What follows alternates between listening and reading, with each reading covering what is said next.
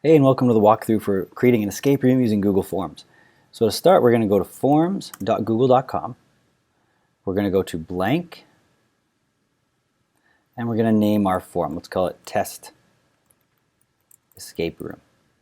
And we're going to come up with our first question. Now, I'm a big Maple Leaf fan, so what is the best hockey team? We're going to select short answer. We're going to click required. This is very important, otherwise the students can pass by the question without finishing it. We're going to click these three little dots. We're going to go to response validation. Now in here you get a whole bunch of different options, and depending on the type of question you have, like if it's a math question, then you pick a number.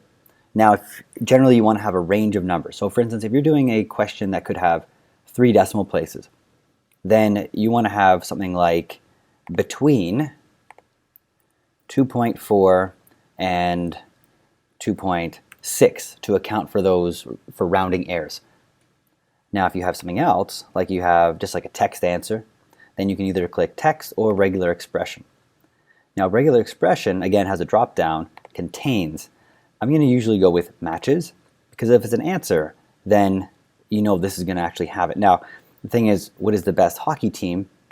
I'm probably going to have contains, and then I'm going to have Leafs, because they could write Toronto Maple Leafs, or they could write Maple Leafs, or they could write Leafs, and I want them to get the correct answer if they have the word Leafs in there. Now, it would be slightly different if it was, say, what year did the Leafs last win the Stanley Cup? Now for this, there's only one answer. So we're not going to go to contains, we're going to say matches, and it's going to be 1967.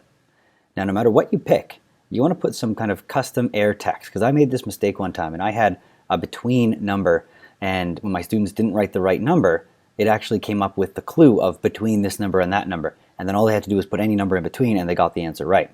So I'm just going to write incorrect. So make sure you do that for each one. So you have your question, you have your required, you clicked here, you went response validation, and then you picked the thing that made the most sense to you. I haven't seen much difference between text and regular expression, and as I said, I've used number when I'm dealing with numbers, and then I usually put a small range if it's something that can have a bit of a rounding error. If it's like, what is 1 plus 1, then the answer needs to be 2, right? It's not going to be 2.1. So if it's a bit of a rounding issues, I'd go with the between this and that, but make sure you write incorrect. Now we're almost done.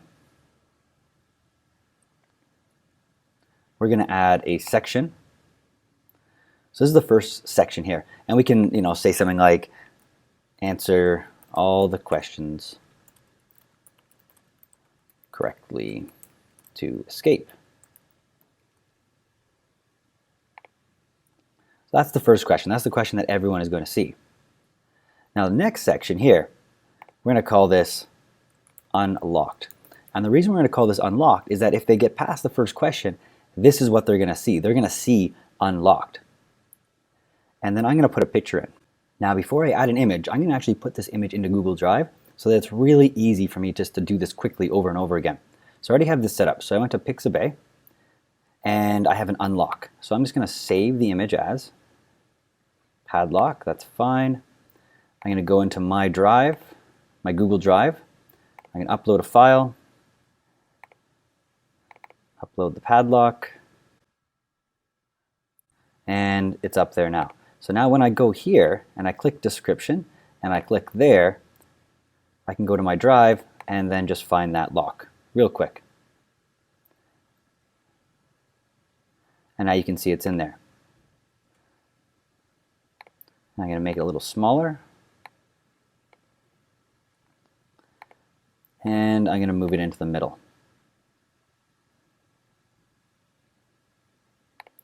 Now I'm going to add question. And I'm going to say, what is my least favorite hockey team?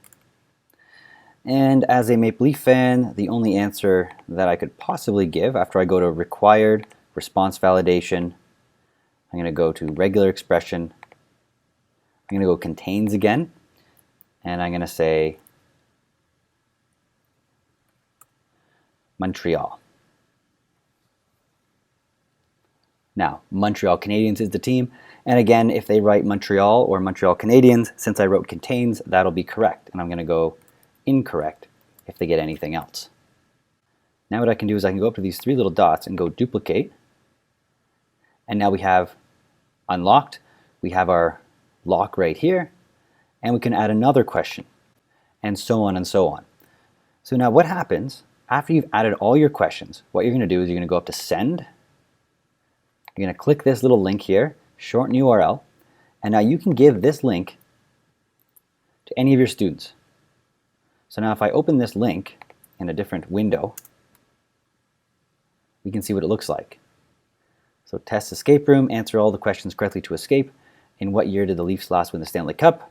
I'm just going to put the wrong answer in first. So 1965, remember it was 1967, and you can see incorrect. Now it won't let me go to the next one until I put the correct answer in. So 1967. Excellent. See, unlocked, and we get the next question. Now, what is my least favorite team? Again, let's just try Montreal. Oops. Montreal. And let's just say we wrote Montreal Canadiens.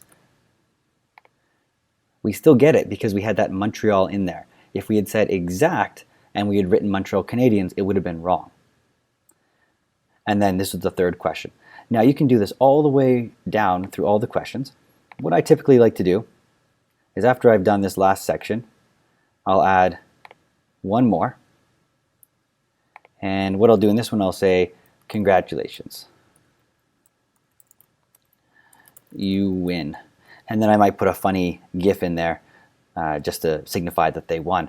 But then that's it.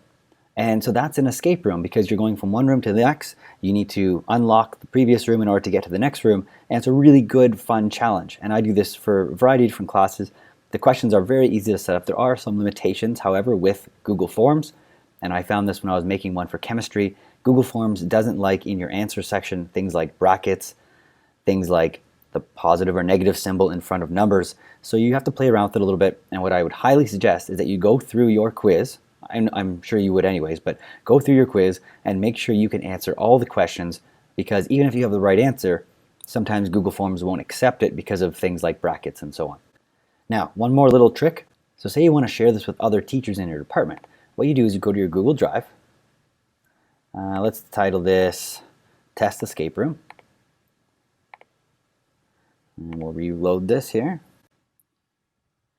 There it is. So you go get share. Only you can access. No. Anyone with a link. So you click Save.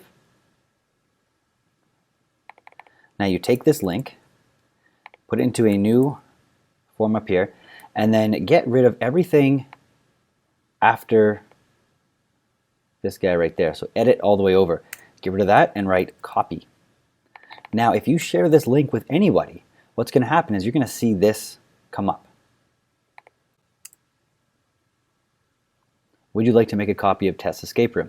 If you click Make a Copy, it'll create a copy of this exact escape room, or any Google form for that matter, and put it into that person's Google Drive. So if a teacher friend has their Google Drive open and they're signed into Google and they click that link with the copy at the end and they say make a copy, the whole thing will be put into their Google Drive, and then they can make changes to it if they want to.